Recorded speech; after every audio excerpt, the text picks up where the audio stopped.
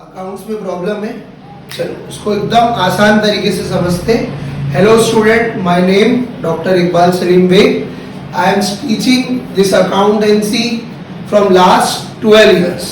तो आज हम लोग एकदम इजी वे में किस तरह से 12th स्टैंडर्ड स्टेट बोर्ड का अकाउंट्स हम सीख सकते हैं ये हम देखते हैं। पर उसमें से फर्स्ट ये वीडियो में हम पहले जानेंगे कि किस तरह से पेपर पैटर्न 12th स्टैंडर्ड में दिया जाता है और किस में कौन से चैप्टर में कितने मार्क्स का वेटेज होता है और किस तरह से आपको पढ़ना है। तो आइए बोर्ड की तरफ। तो फर्स्ट ये अकाउंट्स का पेपर पैटर्न फर्स्ट दिया है ऑब्जेक्टिव 20 मार्क्स।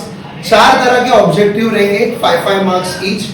इजी है, हम हर चैप्टर के बाद ऑब्जेक्टिव्स पढ़ सकते हैं। फिर सेकंड है क्वेश्चन नंबर 2 में एडमिशन ऑफ पार्टनर और रिटायरमेंट ऑफ पार्टनर, दोनों में से कोई एक आप सॉल्व कर सकते हो 10 मार्क्स के लिए।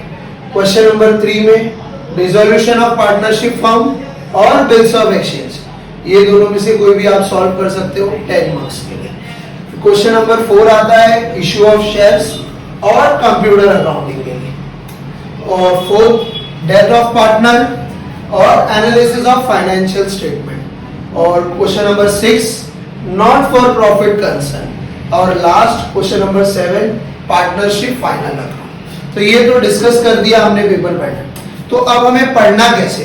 तो कभी भी मैंने देखा है कि काफी लोग फर्स्ट चैप्टर फाइनल अकाउंट को सबसे पहले स्टार्ट करते हैं, पर मेरे हिसाब से पहले हमें कभी भी इजी चैप्टर, जो इजी चैप्टर है उस पर हम ज्यादा प्रैक्टिस कर सकते हैं। जैसे फर्स्ट मेरे हम करना चाहिए इशू ऑफ शेयर्स, एकदम इजी चैप्टर है, कुछ जर्नल एंट्रीज है, आराम से आप सॉल्व कर लो।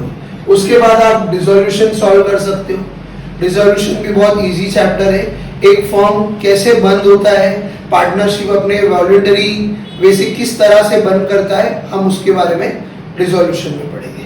फिर हम पढ़ सकते हैं ये तीनों चीज कंबाइंड, एक है एडमिशन ऑफ पार्टनर, फिर उसके बाद हम पढ़ेंगे रिटायरमेंट ऑफ पार्टनर, फिर उसके बाद हम पढ़ेंगे डेथ ऑफ पार्टनर। ये तीनों कंबाइन है, एक दूसरे से जुड़े हुए।